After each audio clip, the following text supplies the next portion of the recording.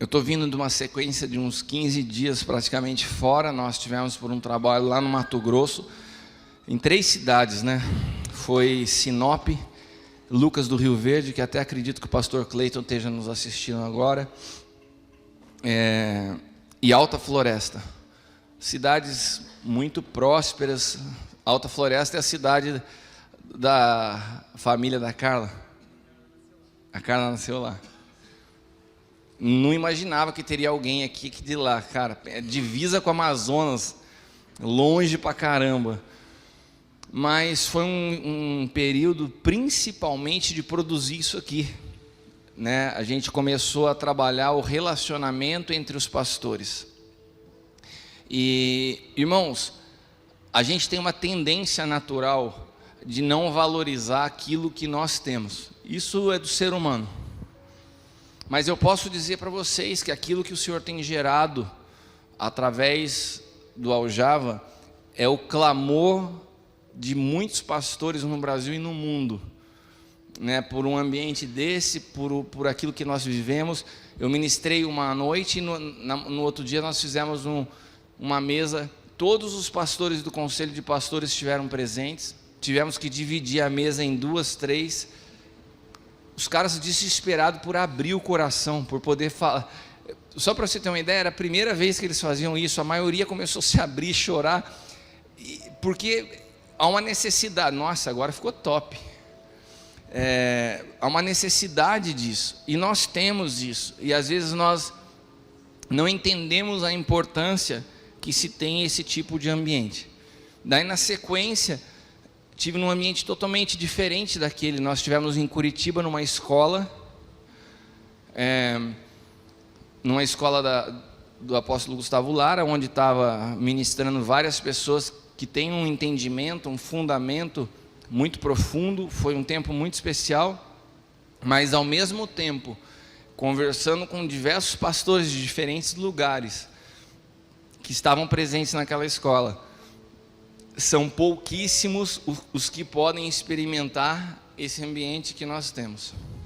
Então eu gostaria que você valorizasse isso, a oportunidade que a gente tem de poder ter esse tempo próximo, de poder ter uma palavra onde a gente se abre, conversa, e vocês vão entender que muitos de nós estamos até honestamente enganados com relação ao que é de fato o grande propósito eterno de Deus. O que é ser igreja? O que é fazer a obra de Deus? Que tantas pessoas batem no peito e em nome de se fazer a obra de Deus estão fazendo verdadeiras aberrações. E a gente transforma relações por interesse em obra de Deus, e a gente transforma rede social em obra de Deus, e a gente vai dando nome à obra de Deus, que você vai diminuindo, diluindo o poder do que é a obra de Deus. Nós precisamos entender que existem remédios que eles são remédios pela sua concentração. Se eles perdem a sua concentração, se eles são diluídos, eles deixam de ter a sua mesma eficiência. É o mesmo produto, mas ele só funciona dentro de uma concentração. A palavra de Deus, ela requer um nível de concentração, que quando ela é diluída, ela já não tem o mesmo efeito. Então, quando você dilui, que é diferente de dosificar, diluir é diferente de dosificar. Quando você dilui pela falta de compreensão do que é o produto concentrado, você cria um grande malefício achando que está ajudando, porque não tem eficácia, não produz transformação. E a compreensão errada do Evangelho é uma diluição do Evangelho. Fazer as coisas do nosso jeito é uma diluição do Evangelho. E daí você acaba produzindo um inchaço no corpo de Cristo. Você vê várias pessoas se chamando evangélicas ou cristãs, mas não tem efeito, não tem transformação. Você leva as pessoas a uma mudança de hábito, mas não uma mudança de natureza. E quando você muda de hábito, basta que um gatilho emocional de qualquer hábito do teu passado volte em cena e você volta à mesma velha natureza, porque ela não foi transformada. Então, dentro desse contexto, o Senhor me deu uma palavra que acredito ser muito pontual para esses dias, que se chama engenharia da graça. E eu falo com essa tranquilidade, porque reconheço que foi o Senhor que me deu. Isso aqui não é fruto de uma mente inteligente, isso aqui não é fruto de trabalho nem de pesquisa. Eu vou abrir o meu coração para vocês, porque às vezes a gente fala em engenharia da graça, parece, uau, que top, que negócio que o cara construiu. Eu voltei do Mato Grosso numa segunda-feira, na terça-feira à noite eu tive que viajar para Curitiba, ou na quarta de madrugada, melhor dizendo. Quando era terça-feira, 6 horas da tarde, você imagina a minha cabeça, eu ia ministrar 2 aulas num ambiente onde estava Juan Balistreri, o Jonathan Lara, o mestre que se chama Alberto Calvino, só caras que eu admiro, porque eu sei o que esses caras trazem de palavra. E era 6 horas da tarde, eu viajava 4 horas da manhã, e eu não sabia o que eu ia falar. E a Leila falou, o que você tem? Eu falei, eu estou angustiado, eu não sei o que eu vou falar. E daí eu não parei, não entrei no quarto, fechei minha porta, fui orar. Eu andando pela casa, arrumando minha mala, falei, Senhor, se o Senhor não falar comigo, se não tiver algo que venha do Senhor, eu não vou parar na frente do computador para ficar pesquisando e fazendo estudo. Eu não sei fazer isso. Ou o Senhor ministra com a minha vida, ou então eu vou chegar lá e começar a orar em língua, sei lá, a gente, né? E daí, quando eu estava arrumando a minha mala, eu ouvi essa palavra. O Senhor me falou, você vai falar sobre a engenharia da graça. Eu falei assim, não sei nem por onde começar. Ele falou assim, pode sentar para escrever. Irmãos, eu coloquei minha mão aqui, comecei a fazer minha psicografia. Ele falava e eu só escrevia. Então, de verdade, eu tenho total convicção que isso aqui é uma inspiração do Senhor, me trazendo luz num assunto que não é por capacidade humana, e eu creio que essa é a realidade do novo pacto. A palavra já está escrita no nosso coração, ela só precisa ser ativada. A gente precisa entender a diferença do que é o logos, do que é o rema e do que é o grafos.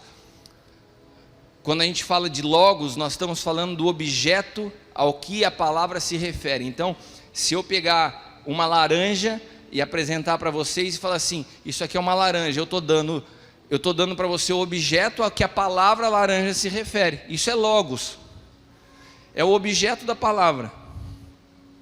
E o que seria o rema da laranja? Se eu pudesse cortar a laranja ao meio e falar assim, olha, esse objeto que você está vendo, ele tem uma casca, cada um desses gominhos são células, dentro de cada uma dessas células tem uma mitocôndria, tem um complexo de Golgi, tem um nucleolo, e eu vou entrando em ambientes mais profundos do que aquele objeto é. Isso é o rema. Agora, se eu falasse para você assim, cara, dentro dessa laranja tem um código genético que ativa a vida dela, esse código genético seria o grafos. É tudo que está escrito a respeito da laranja, aonde concentra a vida, aonde faz com que uma semente dela jogada na terra sozinho possa dar luz a uma árvore repleta de laranjas. Isso é grafos. Quando Jeremias profetiza a respeito do novo pacto, ele fala assim, haverá um tempo onde não vai ser mais necessário ensinar uns aos outros, porque as palavras de Deus estarão escritas, impressas no teu coração. Essa palavra é grafos. É muito superior ao logos, é muito superior ao rema, porque eu não preciso ensinar você, já está aí, porque o verbo se fez carne, a palavra se concentrou e passou a habitar aqui, já está tudo aí. Então qual é o meu papel? Ativar a vida que já habita em você. É isso que nos faz acessar a palavra, não é o tanto que estudamos, não é o tanto de teologia que nós comemos, não é esse excesso de filosofia que a gente traz para dentro da igreja que nos torna mais capazes de compreender a graça. Então a palavra engenharia da graça é uma palavra que nasceu no Senhor, que eu só estou querendo reproduzir para vocês nessa manhã. E eu queria começar em 1 Coríntios, Não se esqueçam que hoje é uma palavra que foi ministrada num ambiente de escola, e eu quero fazer dessa manhã um ambiente de ensino. Eu não vou pregar, eu quero colocar fundamento, tá bom? 1 Coríntios 3, do 10 ao 15. Segundo a graça de Deus que me foi outorgada, eu, como prudente construtor,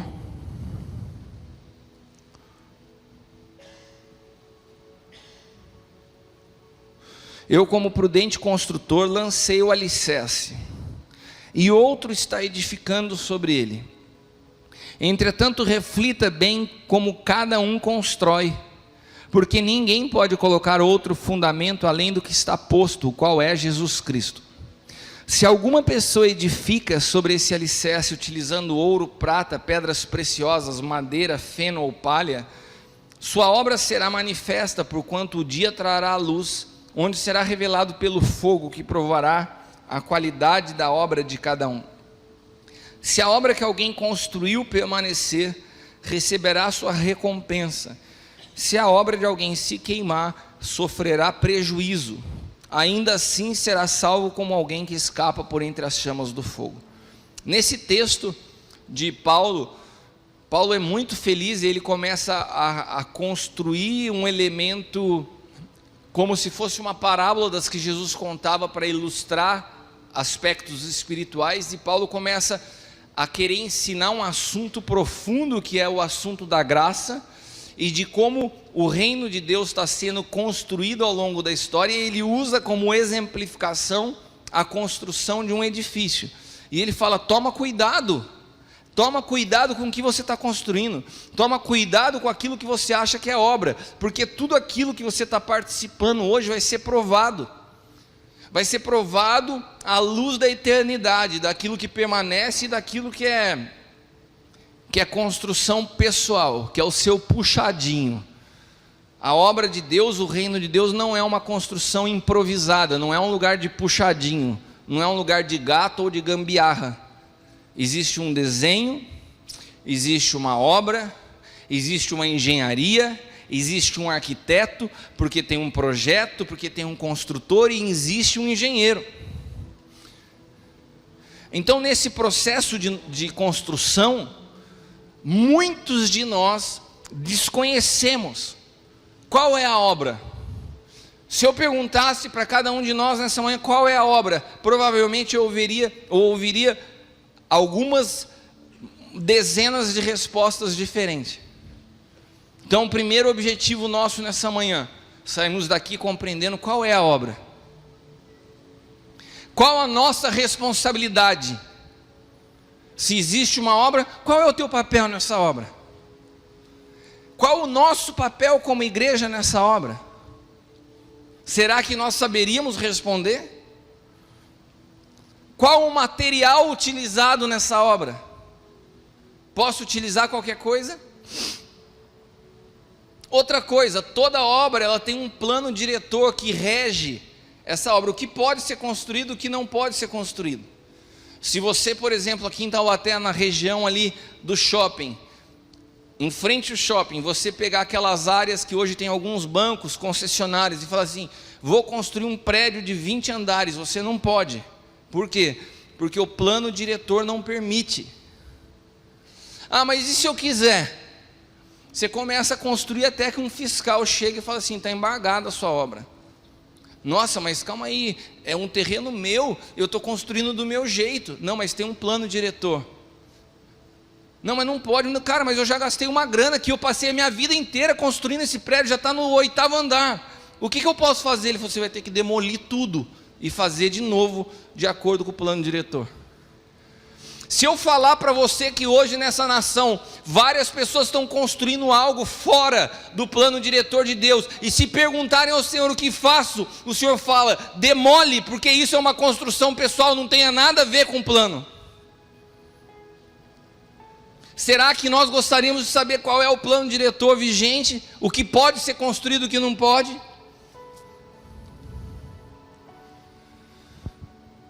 Há muito tempo gasto denunciando o que é falso, quando na verdade as pessoas usam disso porque não sabem se deter no que é a verdade, porque desconhecem a verdade. Esses dias eu vi uma discussão bem calorosa na internet. Tem um rapaz, um jovem pregador, que se chama Dave Leonardo. Acho que alguns de vocês já ouviram esse cara pregar. Algumas coisas que ele ministra, eu acho que estão um pouco fora de contexto, mas eu não estou aqui para... Ele faz parte do mesmo corpo que eu. E eu entendo que se tiverem coisas que ele possa estar equivocado, eu não tenho nem como falar a ele, porque eu não tenho acesso ao coração dele. Se um dia eu cruzasse com ele, eu poderia me sentar e falar: cara, você já entendeu sobre isso? Um dia o senhor me falou sobre a engenharia da graça, sabe? Daí sim. Agora, se eu vou para a internet, num ambiente público, para atacar uma pessoa que eu não conheço, o que eu estou querendo me promover em cima dela. E hoje, algumas discussões públicas se transformaram, na verdade, num ambiente propício para aqueles que estão sedentos por sucesso usarem disso para se promover. Então, quando você vê muito pastor entrando em polêmica, isso não é o lugar de Cristo. Alguém que está em Cristo tem um ambiente chamado humildade e morte para poder se alcançar a vida. Esses dias a Zelinda trouxe uma palavra no culto de domingo muito forte. O princípio da queda de Adão foi soberba, desobediência e morte. O princípio da reconciliação de Cristo foi obediência, se humilhou e morte. A morte de Adão produziu separação de Deus. A morte de Cristo reconciliou o homem com Deus, porque o caminho dele foi inverso. Ele saiu da soberba para a humilhação, e da desobediência para a obediência. E hoje nós estamos vendo as pessoas trilhando caminhos a partir do seu próprio eu. Soberba e desobediência. Nós não precisamos nos deter em denunciar o falso. Nós precisamos nos deter em conhecer a verdade. E se nós nos detemos em construir a verdade, a construção da verdade denuncia o que é falso. Eu já contei para vocês a história da construção de 2 edifícios que uma vez eu cheguei e vi que estava fora do prumo. Então, quando chegou no 2º edifício, eu parei, o mestre de obra veio correndo na minha direção, ele falou assim: eu sei que está fora do prumo. Eu falei: como que você sabe agora? Ele falou: porque agora tem um edifício do lado que está no prumo, fica fácil de enxergar. Assim somos nós construindo a verdade. O simples fato de construir a verdade denuncia o que é falso. Que nós possamos nos deter nisso e entender que todo processo de construção tem uma tecnologia. Repita comigo: tecnologia. Porque quando Paulo começa a retratar um aspecto natural, ele está fazendo um paralelo de um assunto espiritual. Assim como tem uma tecnologia natural, existe uma tecnologia do Espírito. E como toda tecnologia, ela cresce ao longo dos anos, assim é a tecnologia da graça. À medida que os anos passam, nós vamos acessando condições de tecnologia no Espírito, que vão arrancando véus e nos vão dando a capacidade de edificar com melhor precisão e conhecer com maior clareza aquilo que nós estamos fazendo. Quando eu vejo pessoas falando assim: ai, porque a igreja primitiva, porque a igreja... Não, cara, a igreja primitiva estava começando a descobrir algo que nós já deveríamos ser mestres. Porque existe uma tecnologia que nos permite ver hoje o que muitos deles não conseguiram ver. Paulo, com muita graça, nos deixa o caminho, nos explica isso. Como que vocês podem acessar e avançar nessa tecnologia construtiva? Abrindo mão de vocês mesmos, porque isso está em Cristo, é algo que você acessa no Espírito. Mas os processos de vocês hoje precisam ser mais eficientes do que foram no passado, porque vocês têm uma tecnologia mais poderosa na mão. Nesse texto que nós lemos aqui, 1 Coríntios, e agora eu quero entrar na parte de fundamento. segundo a graça de Deus, eu como prudente construtor. Essa palavra construtor no original é a palavra arquitecton. Se você fosse traduzir a palavra arquitecton para o português, para qual palavra você traduziria? Como vocês são inteligentes? Eu ouvi pelo menos umas 4 pessoas que traduziriam arquiteton como arquiteto. Quantos concordam que seria o mais natural de se fazer? Eu concordo. Eu acho que... Só que a gente não tem que concordar com nada, a gente tem que saber o que está escrito, né?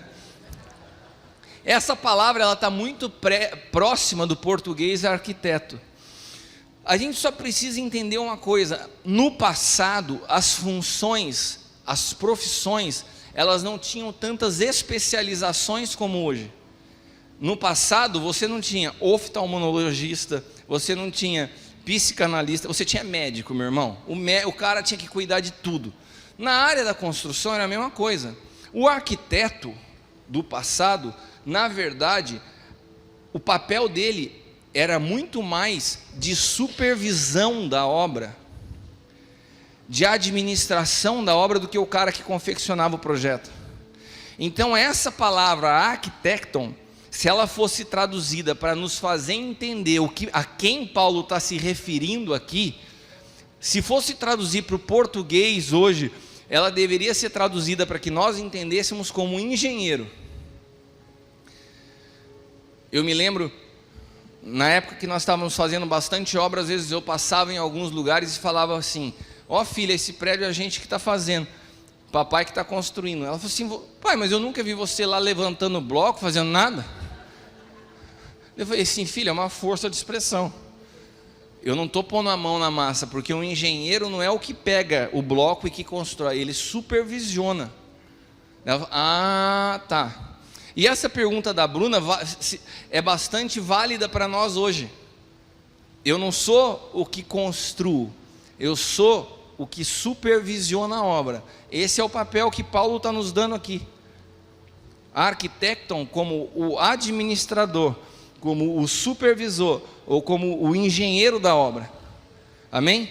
Guarde essa definição e vamos avançar. Vamos para Hebreus capítulo 11, versículo 10.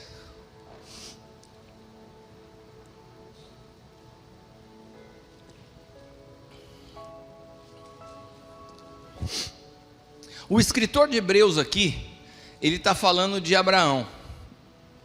E ele fala Abraão foi um cara incrível.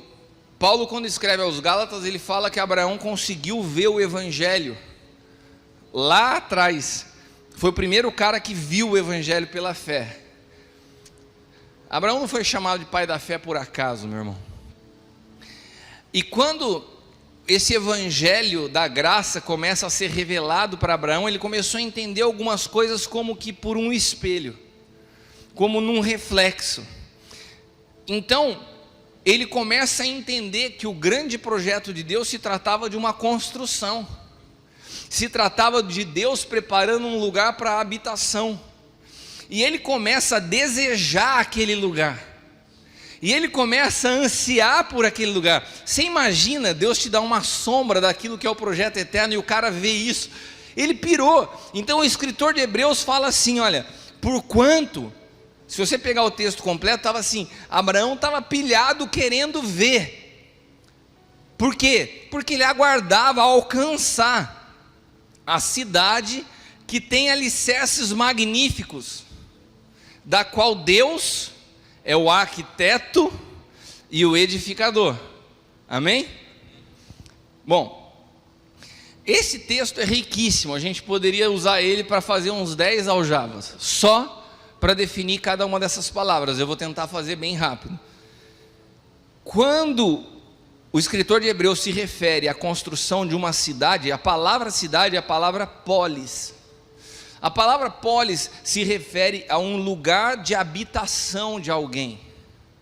Então Deus estava construindo uma cidade que não é a mesma relação que nós temos com as cidades nos dias que vivemos. Quando você fala cidade, você pensa em uma série de coisas. Mas quando você, por exemplo, você que é de Taubaté, nasceu aqui e vive aqui, você fala assim, é o lugar onde eu moro. Então Polis dá muito mais essa pegada. Deus está construindo um lugar para você viver. Então a palavra Polis, a cidade, é um lugar de habitação. Pensa num povo que tinha um entendimento de posse de terra de uma forma muito forte, que eram os judeus. Então assim, era um legado, era uma herança, um lugar onde você vai morar, seus filhos vão morar, onde as tuas gerações vai morar para sempre. Era disso que estava se falando quando se fala em Polis. Amém? Vocês estão me acompanhando? Irmão, se você prestar atenção no que eu estou te falando, você pode sair daqui com a compreensão muito mais clara do que o Evangelho nessa manhã. Amém?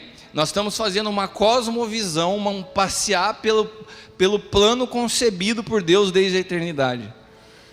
Quando a gente vê a palavra arquiteto, que foi utilizada aqui, cuja cidade, cujo arquiteto é Deus. Qual é a palavra no original para arquiteto?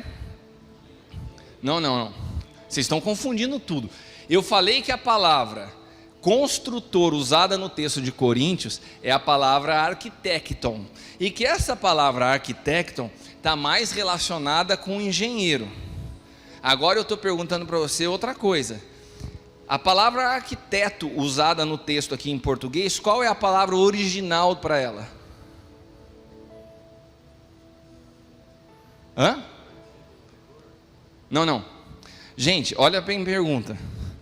Construtor tem como original a palavra arquitecton. Arquiteto tem como original qual palavra? Vocês acham que é a mesma arquitecton? Não, era isso que eu queria que vocês respondessem, não. Então vocês não sabem qual é. A palavra original para arquiteto é teknites. É outra. Olha como que é perigoso a tradução. No texto de Coríntios, Paulo fala assim, Deus nos colocou como sábios construtores. Em outras traduções está como um sábio arquiteto. Porque o original é arquiteton. Então tem traduções que põem construtor, tem outras que colocam arquiteto. O correto da tradução é como sábio administrador de uma obra, ou como engenheiro.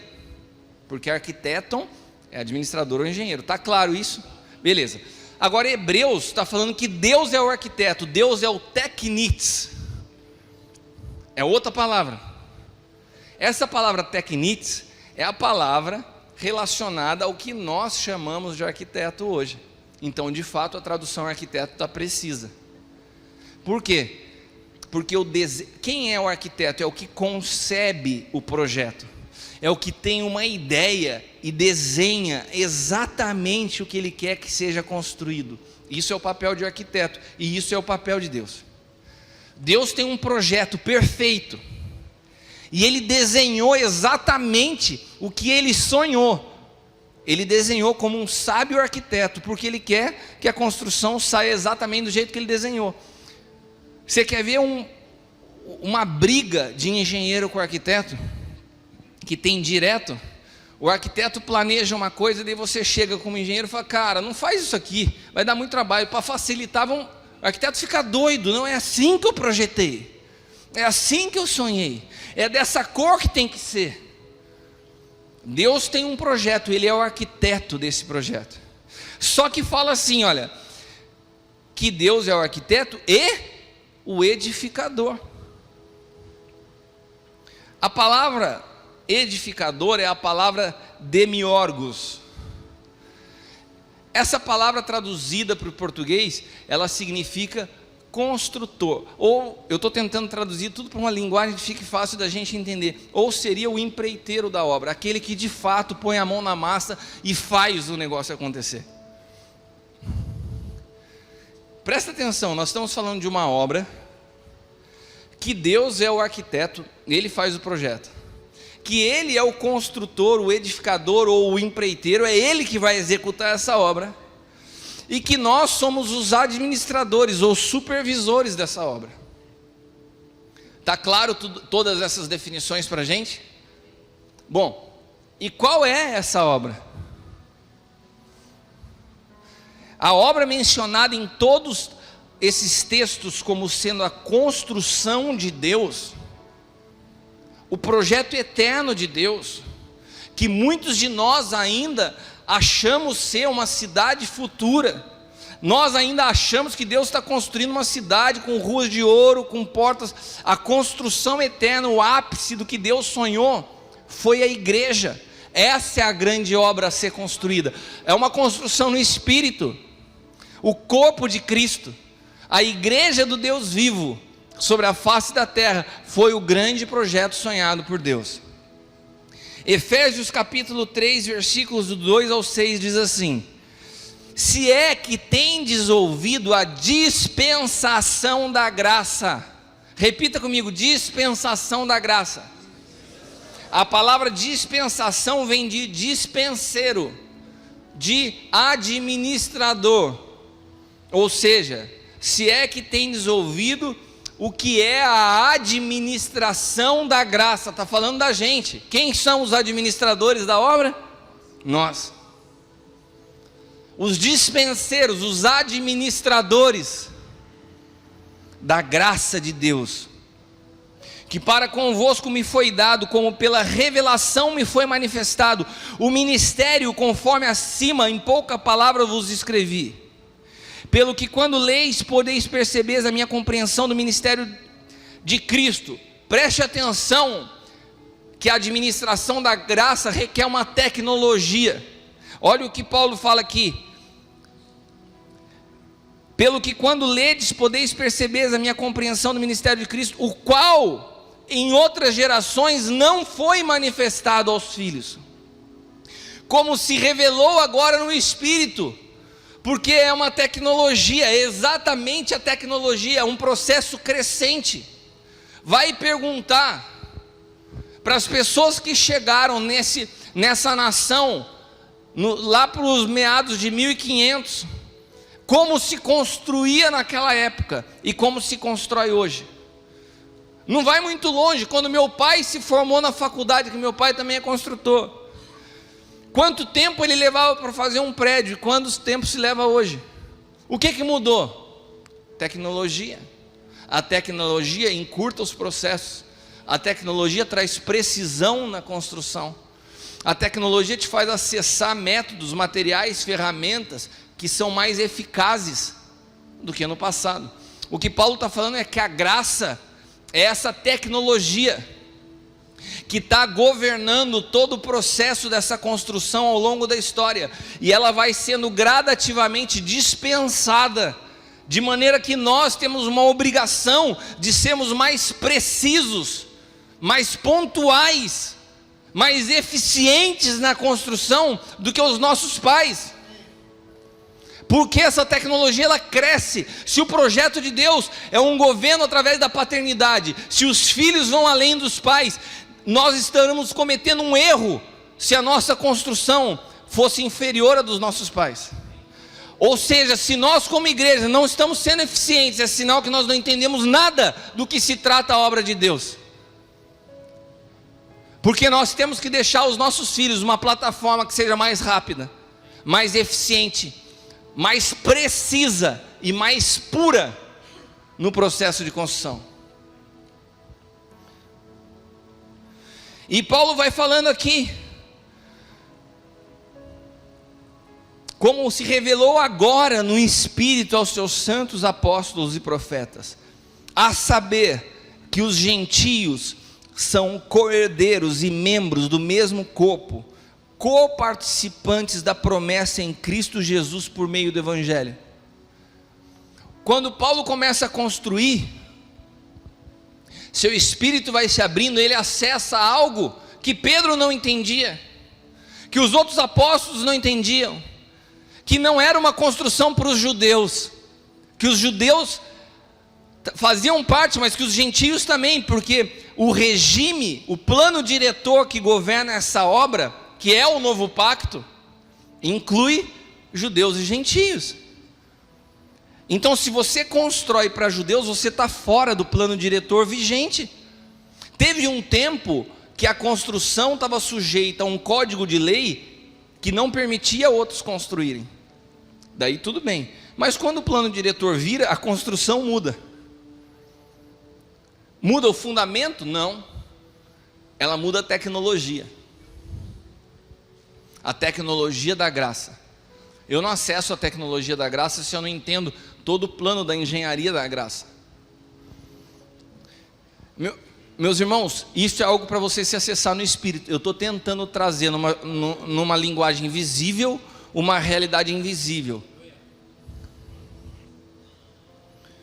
Quando eu entendo isso, eu entendo o que não é a obra de Deus. Fazer a obra de Deus não é o fato de eu me tornar um pregador. Não, você sabe que eu me formei no Instituto Teológico e eu recebi um certificado, agora eu posso ser pastor na minha denominação. Isso não quer dizer que agora que você prega o Evangelho, você está fazendo a obra de Deus. Isso não é fazer a obra de Deus. Não, mas eu tenho uma veia missionária muito forte. Eu vou visitar as tribos indígenas lá no Mato Grosso. Eu tenho feito a obra de Deus. Isso não é a obra de Deus. Não, pastor, porque eu tenho uma chamada para cuidar dos moradores de rua. A gente sai de madrugada e leva sopa e leva comida. Nós estamos fazendo a obra de Deus. Isso não é a obra de Deus. Fazer a obra de Deus não tem nada a ver, não tem nada relacionado às nossas práticas. Porque nesse projeto de Deus, Ele é o construtor. Não tem nada que nós façamos. Todas as vezes que você vê, estou fazendo a obra de Deus, você está ouvindo alguém falando de algo que não sabe. Ele é o construtor, é Ele que põe a mão na massa. É por isso que a tecnologia da graça é algo tão difícil de se entender, sabe por quê? Porque a gente não consegue se conformar e entender que está tudo feito. O projeto é dele, ele que ele executa. Mas calma aí, eu venho de uma origem católica e às vezes eu até critico os irmãos que passam pela Dutra com uma cruz nas costas nos dias de Nossa Senhora, porque eles acham que eles podem contribuir com o processo de purificação e santificação por aquilo que eles fazem. E você como evangélico crítico, cego, ignorante, critica algo que você só dá outro nome e pratica dentro da igreja evangélica. Por quê? Porque a gente acha que quando a gente faz obra social, porque um dia eu fui visitar lá o Mevan em Itajaí, e o Luiz tem um restaurante, então eu vou fazer um restaurante, e você acha que isso é fazer a obra de Deus? Tolo!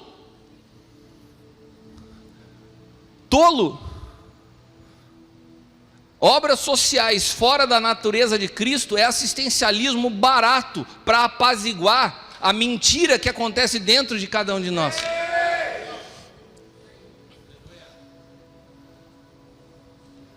João capítulo 6, versículos 28 e 29. Quando está numa discussão dessa, do jeito que está aqui, os discípulos ficaram doidos do jeito que vocês estão. E falaram assim, então me fala Jesus, espera aí. O que esse cara, que agora chama de apóstolo. Eu creio só em pastor, mas o cara está falando que é apóstolo cristiano. O que é então fazer a obra de Deus? Me mostrem na Bíblia. Se não é fazer isso, se não é fazer aquilo, o que é fazer a obra de Deus? Então mostra aí. Os discípulos falaram para Jesus isso. Eu estou desesperado para saber. Disseram-lhe, pois, João 6, 28, o que faremos para executar a obra de Deus? Respondeu-lhes isso: a obra de Deus é esta, que creiais naquele que Ele enviou. Meu irmão, isso aí arrebenta com a gente, com os ativistas do Evangelho, com as pessoas que estão achando que podem se tornar mais santas à medida daquilo que fazem. Porque eu tenho relacionamento com não sei quem, porque eu preguei em não sei que lugar, porque tinha 10 mil pessoas, porque eu faço isso, porque eu faço aquilo. Você está participando de outra coisa, não é a obra de Deus. A obra de Deus não passa por nada que nós venhamos a fazer. A obra de Deus é uma realidade espiritual, a maneira como você crê, a maneira como você enxerga pela fé, a maneira como você lê o mundo invisível, está mais relacionado a obra de Deus do que aquilo que você pratica e executa através das suas práticas. Sabe por quê? Me pergunta por quê? Porque engenheiro não executa. Engenheiro só observa. Deixa eu ver se o que está acontecendo aqui está de acordo com o desenho. Sabe por quê? Porque é uma construção invisível. Ou me fala aqui. Bom, vamos tentar já ser mais objetivo. Se essa construção invisível e o propósito eterno de Deus, o que a gente chama de Jerusalém Celestial, Monte Sião, Cidade Santa, mas também chamamos de Igreja do Deus Vivo, tudo isso são palavras ligadas à mesma coisa, Hebreus capítulo 12. Se nós podemos resumir todas as coisas num texto que fala que o propósito eterno de Deus foi convergir todas as coisas em Cristo, a grande obra sendo construída por Deus é Cristo sendo formado em mim e em você. Me fala o que você pode fazer para contribuir com isso. Me fala o que você pode fazer para colocar uma pedra na construção de Cristo dentro dele. Se nós não entendemos que isso é Ele que está fazendo, é Ele que faz, e nós não podemos contribuir, a única coisa que eu posso é entender o que é esse projeto e ajudá-lo para que ele esteja dentro do processo. E eu supervisiono isso como um pai, como um balizador, para que essa obra possa ter bom êxito. Eu vou querer interferir em algo que eu não posso, porque a construção e o projeto são dele. Engenheiro não constrói, engenheiro supervisiona. O nosso papel como pais geracionais é sermos balizadores dessa obra cujo projeto e construção pertencem a ele somente.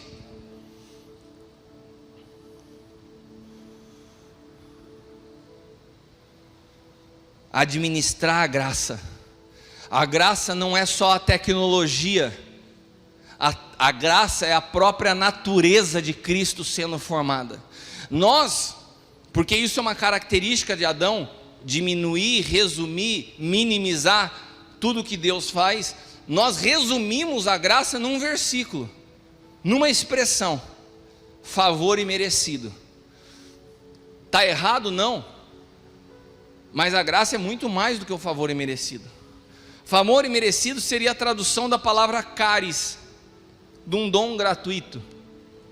Só que o maior dom de Deus aos homens, a maior semente semeada pelo Pai foi o Filho.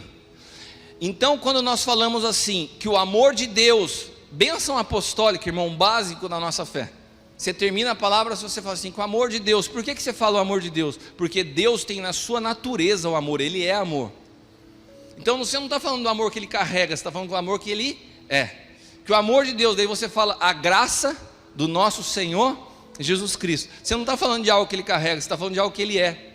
Graça é a própria natureza de Cristo. Por isso que a bênção apostólica se fala o amor de Deus e a graça do nosso Senhor Jesus Cristo. Graça é a natureza de Cristo. Se a obra de Deus é formar Cristo em você, qual é o material dessa obra? Senão o próprio Deus. Ou seja, a graça é um material utilizado por Deus para que Cristo possa ser formado em você. Porque graça é a própria natureza do Filho. Graça é a tecnologia que permite que os nossos olhos se abram e a gente perceba que nesse processo de edificação, quem é o arquiteto, quem é o engenheiro e quem está construindo. Eu não tenho como interferir nessa construção lá dentro. Eu contribuo trazendo clareza, para que você não saia fora dessa compreensão.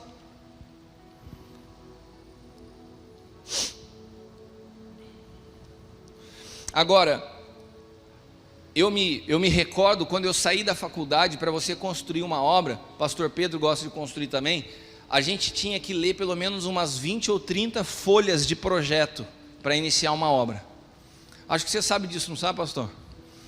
Então você recebia assim, primeiro o projeto de todos, o do arquiteto, o desenho de como vai ser a obra. Você também mexe com obra, São? Depois do projeto do arquiteto, que é o desenho claro do que vai ser, você começa então a receber os desenhos estruturais. Daí vem o projeto da fundação. vem o projeto da estrutura, vem o projeto de elétrica, vem o projeto de hidráulica, e você vai somando pilhas de projeto. Qual é o papel do engenheiro?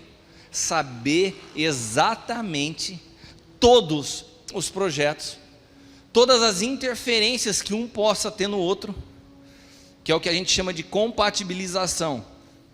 A hidráulica não pode interferir na elétrica, nem os dois podem interferir na estrutura.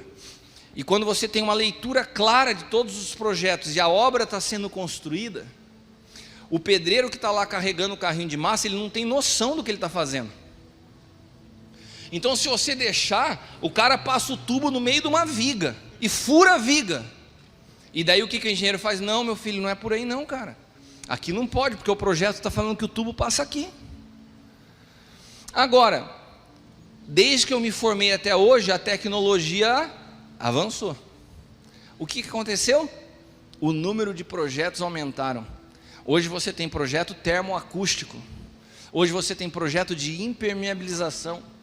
Projetos que nós não falávamos naquela... Hoje nós falamos, às vezes, dependendo do prédio, de 300 a 400 folhas que o engenheiro tem que ler para que a construção saia precisamente do jeito que ela foi desenhada. Se eu e você somos os engenheiros dessa obra, qual é a nossa obrigação? Estarmos atualizados com aquilo que Deus está construindo e com aquilo que Ele espera dessa construção, que é o desenho dEle. Isso não tem espaço para o meu pitaco pessoal. Isso não tem espaço para fazer do meu jeito. Sabe o que eu vou implantar na minha igreja? Quantos pastores já ouviram outros pastores conversar assim? Você sabe o que eu vou implantar agora, o método da minha igreja? Daí você tem que falar quando você ouve isso, não dá para você chegar e falar, porque você vai passar por soberbo, por metido, mas quando a gente já está num ambiente desse, que são filhos, os filhos já vêm já meio com a calça riada assim, né? Pode dar. Então para você eu posso falar assim, cara, primeiro, a igreja não é tua, que minha igreja? Que método você vai dar? Que método você vai dar para quê? Para trazer mais gente? Você quer a igreja cheia? Daí a gente convida para o púlpito, não quem entenda dos projetos e do que está construindo, mas quem pode fazer algum tipo de atração para trazer mais gente, porque na nossa concepção, igreja cheia é a obra de Deus crescendo.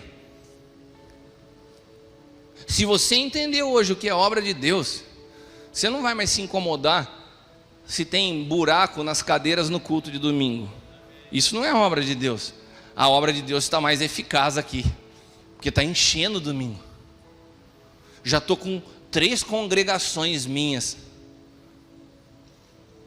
Cara, esse nível de ignorância não acontece só aqui, acontece também com o engenheiro que não consegue ler o projeto.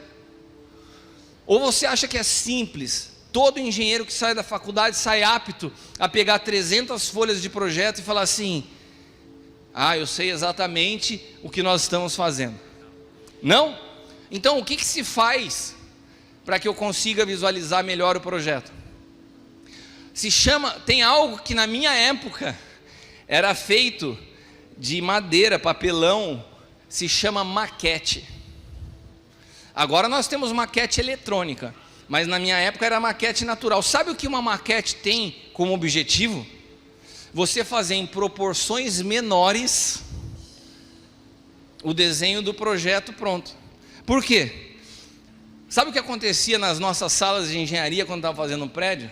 Às vezes estava o carpinteiro que ia fazer a forma de um pilar, que vai ficar na entrada do prédio. Daí o cara está lendo o projeto, você está explicando para ele, não está entendendo. Eu falo, cara, vamos lá na maquete, é isso aqui, ó. Tá, doutor. Falava assim. Daí ele voltava e fazia, porque ele conseguiu ver numa proporção menor o desenho daquilo como vai ficar pronto. E Deus é tão incrível, que Ele começa Gênesis nos dando uma visão mais ampla do que é o plano eterno dele, mas Ele nos dá a maquete. Ele fala assim, eu sei que é difícil na sua cabeça você entender o que é essa obra espiritual. Qual obra espiritual? A obra de convergir todas as coisas em Cristo. Você fala assim, como é possível isso? tudo vai congregar, toda a criação vai se concentrar nele. Ele é o alfa e o ômega, o princípio e o fim. Começou nele e termina nele. Ou seja, todos nós já estávamos em Cristo. Deus viu tudo isso arrancado de Cristo sendo formado, depois trouxe tudo de novo para dentro dele e começou. Começa nele e termina nele.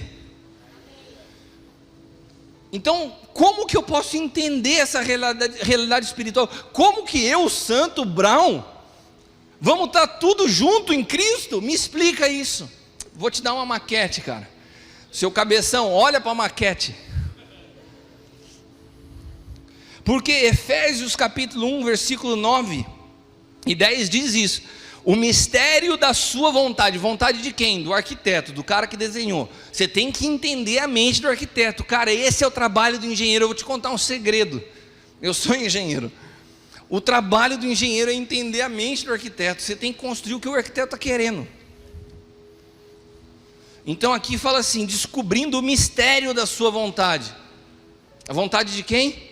Do arquiteto.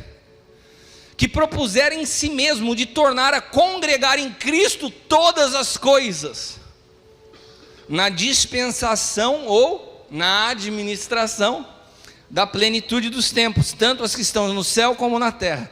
Ou seja, nós vamos fundir tudo em Cristo. A santa cidade, essa habitação que se chama Cristo. Uau, que loucura! Ou você não leu João 14? Eu vou, e aonde eu vou preparar lugar para vocês. Para onde eu estiver, vocês estejam também. Como eu e o Pai. Nós somos um, vocês em mim vão ser um. Ele está falando o seguinte, aonde eu vou, o lugar que eu vou preparar não é um monte de casinha.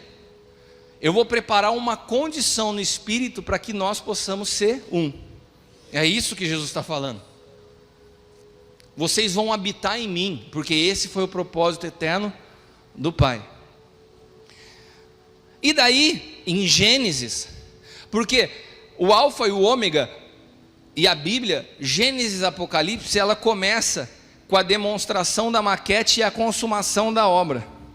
Gênesis 2:24 fala assim: portanto deixará o homem seu pai e sua mãe, apegar-se à sua mulher, e serão ambos uma só carne. Meu irmão, isso aqui é a maquete. Como que todo mundo pode ser um? Tá difícil de entender, vamos ver uma proporção menor aqui. Se você não conseguir entender o que é ser um, você e a Linda, você nunca vai entender o que é ser um com o corpo de Cristo. Se você não consegue morrer para as suas vontades em favor da tua esposa, você vai morrer por mim?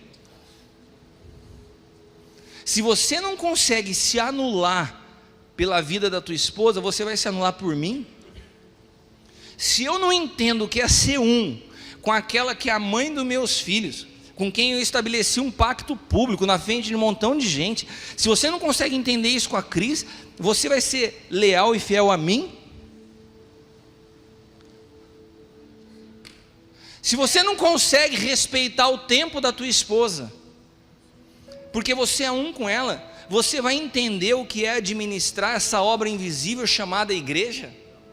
Agora, o que a gente quer? A gente quer estar à frente da igreja, porque a igreja é a obra pronta, mas a gente não tem a paciência para esperar essa construção que começa primeiro com a nossa compreensão do que é a maquete. Porque se eu não souber viver como família no casamento, eu não estou apto. Eu nunca vou conseguir alcançar o que é ser um com aquele que me trai, com aquele que me fere, com aquele que me machuca, com filhos com quem você dá a sua vida e vão embora, nem dá tchau. Eu não consigo entender isso se eu não entender primeiro o que é abrir mão da minha vida pela minha esposa. Então Jesus falou assim, o pai pensou assim, eu vou te dar uma maquete. Como que ele vai entender como todas as coisas são um? Se conseguir entender primeiro como dois são um. Se ele conseguir entender que dois podem ser um, ele entende que uma multidão pode ser um. Começa com dois sendo um.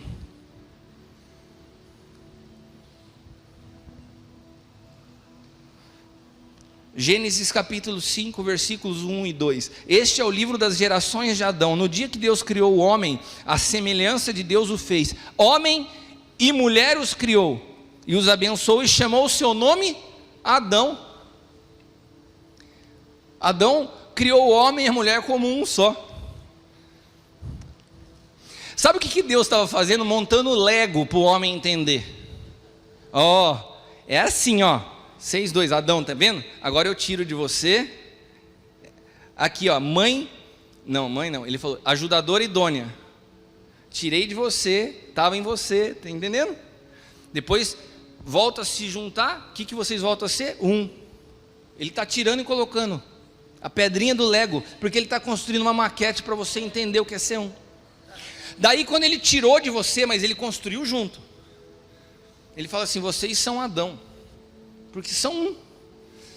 Daí o homem entende, pirou naquilo, daí Deus tira de dentro do homem para falar assim, agora aqui para fora, aqui para dentro, e olha o que é ser um. Daí o homem falou, tá top isso aí, Senhor. Mas daí entrou a soberba, entrou o pecado, entrou a queda. Beleza, depois que entrou o pecado, entrou a soberba, entrou a queda, a visão do homem se diminui, porque o homem se distancia de Deus. Então,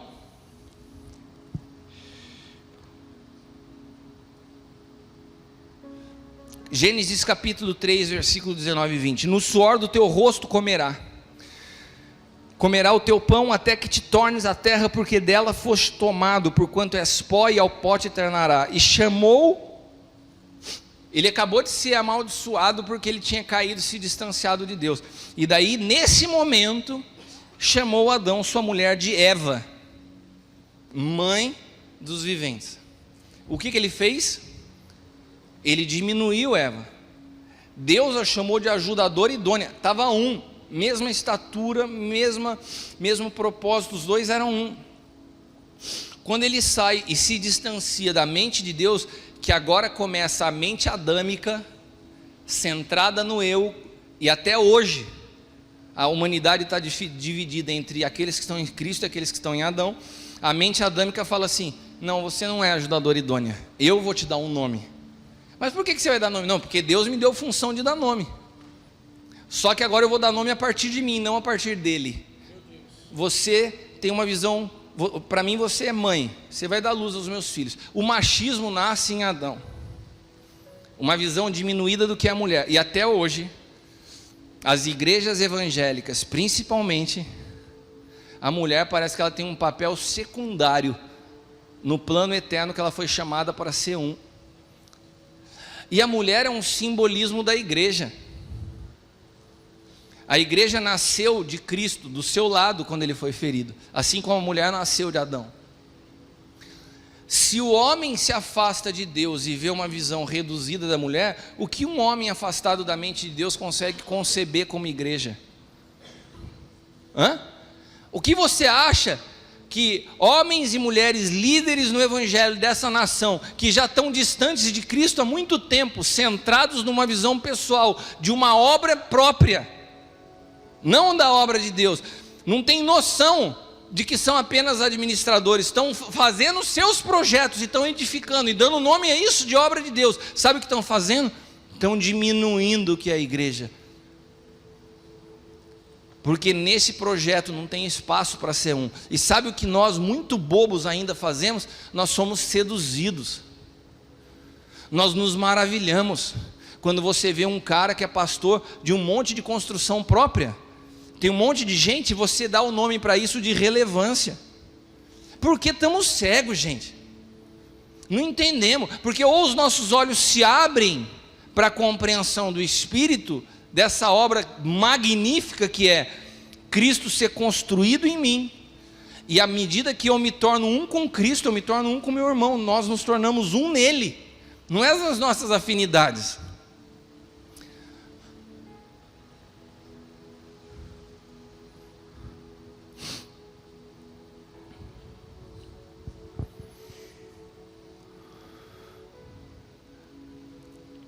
Existe uma palavra para administração. Quantos aqui já ouviram falar de faculdade de administração e economia? Como todas as coisas eu falei aqui de profissões foram sendo, as especializações foram separando cada vez mais, faculdade de administração e economia eram as mesmas. Hoje se separou economia de administração. Mas administrar vem de uma raiz de economia. A palavra economia, ela nasce de uma palavra que se chama oikonomia. Oiko é a palavra lar, família. Economia significa a administração da casa, a administração da família. Eu não posso pensar em ser um administrador ou um engenheiro da graça do corpo de Cristo se eu não sei o que é uma oikonomia, ou se eu não sei administrar minha casa. Por isso Paulo, com muita propriedade, fala assim: se almeja o episcopado, grande coisa você almeja, mas se você vai separar alguém, ou se você almeja isso, primeiro administra bem sua casa. Seja um oikonomista, porque se você não entende o que é ser um, você não vai entender. Se você não entendeu a maquete, você não vai entender o plano principal. Daí a gente vê um monte de gente frustrada, porque ao invés de se dedicar na vida a fazer o que Deus chamou para fazer, está fazendo o que Deus não chamou para fazer. É Ele que faz e você está querendo fazer. É lógico que vai entrar em depressão, é lógico que vai ter um burnout, é lógico que vai ficar cansado, é lógico que está estressado. Todas as pessoas que estão vivendo isso no ministério estão vivendo isso porque estão fazendo o que não foram chamados para fazer. E por que fazemos o que não fomos chamados para fazer? Por causa de vaidade e soberba. O caminho para essa compreensão se chama cruz. Quando nós somos desabilitados de um monte de coisa que não fomos chamados a fazer, mas estávamos fazendo meio que no piloto automático, daí Deus fala: para, cara, você quer entender o que você precisa fazer? Eu quero te ensinar o que é administrar. Eu faço, o projeto é meu, não tem espaço para o teu pitaco, para o teu palpite. A igreja não é tua. Eu te dei uma esposa para você entender o que é a minha esposa. E é minha, não é tua. Cuida da tua, que eu cuido da minha. Daí sabe o que acontece quando você lida com pessoas que não sabem cuidar das suas vidas? Elas passam o tempo cuidando daquilo que elas não conseguem. Daí você fala assim: mas isso não é o papel do pastor? É, se primeiramente ele cuidar da sua casa. Daí ele pode administrar e ajudar o processo que está acontecendo na vida dos seus irmãos e dos seus filhos, não das suas ovelhas, dos seus filhos. Se entendemos isso, nós vamos diminuir nossa frustração ministerial. Nossas expectativas não vão ser colocadas em lugares equivocados. O nosso êxito não é provado pelo aplauso ou pela opinião das pessoas, mas pela nossa precisão na construção. Essa foi a primeira palavra que eu ministrei lá. A segunda palavra, ela avança nisso, que é a próxima ao Java. O que é excentricidade numa construção? Você sabia que o pilar é aquele que carrega toda a carga de uma estrutura, e ele tem que estar precisamente no centro de toda a construção. Quando ele descarga essa carga sobre a fundação, a viga tem que estar apoiada no centro do pilar, porque se tiver um desvio, se chama excentricidade, e essa excentricidade pode derrubar um prédio. Eu falei na segunda palavra, sobre a excentricidade no espírito, a nossa falta de precisão para construir. O que ela pode levar em ruína o que nós estamos fazendo, quando nós não somos precisos. E também falei da pureza no processo de construção, porque se vocês se lembram, o Sérgio Nair, no Rio de Janeiro, ele construiu edifícios com areia de praia. Eu não sei se você sabe, mas o concreto envelopa o aço, porque ele produz uma proteção para o aço, que é um metal que, exposto ao tempo, ele se oxida. Quando você tem o concreto, você protege o aço. Agora, se você coloca no concreto a areia da praia, que é um material oxidante, sabe o que você está produzindo? Uma corrosão invisível. Você está sendo destruído por dentro, sem ninguém ver. Isso, sabe o que isso se chama? impureza no processo de construção. Todo homem ou mulher que no processo de construção de uma obra que não é nosso, de um projeto que não é nosso, começa a ter mesclas, começa a se tornar impuro, seus objetivos ou motivações estão equivocados, estão sendo corroídos de dentro para fora. O fim disso é uma ruína, é tragédia, porque a Bíblia ela é muito clara: a soberba precede a ruína. Quando a impureza entrou nesse processo, a ruína é o fim dessa história. Eu queria concluir por aqui, avancei um pouco mais, mas é difícil falar disso sem que a gente consiga fazer com clareza a construção para que todos compreendam.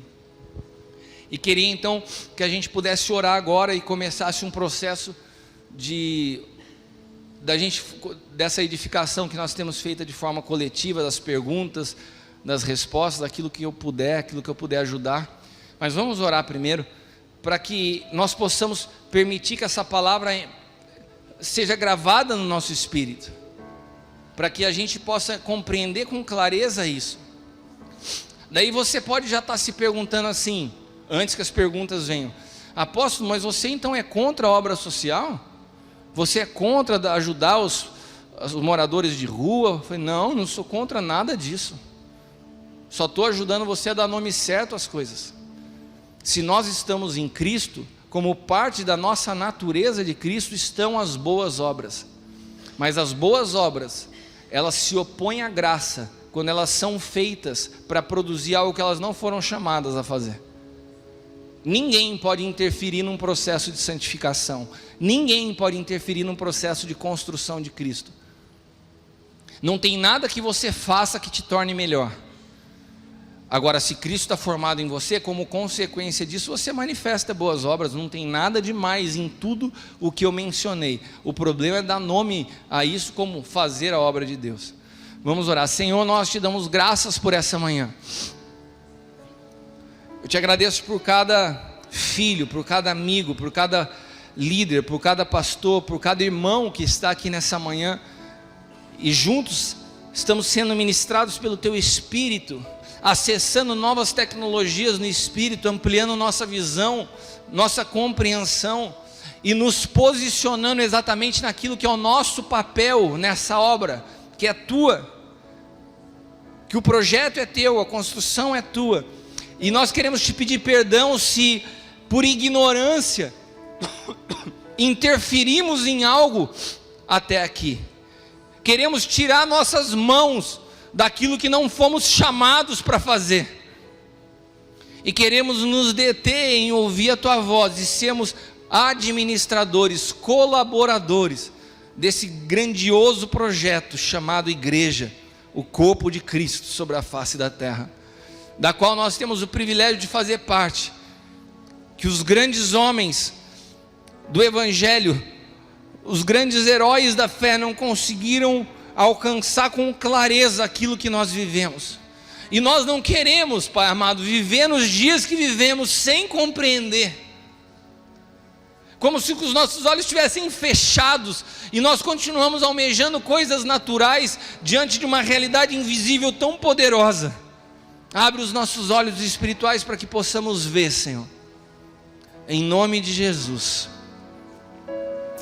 Amém e amém.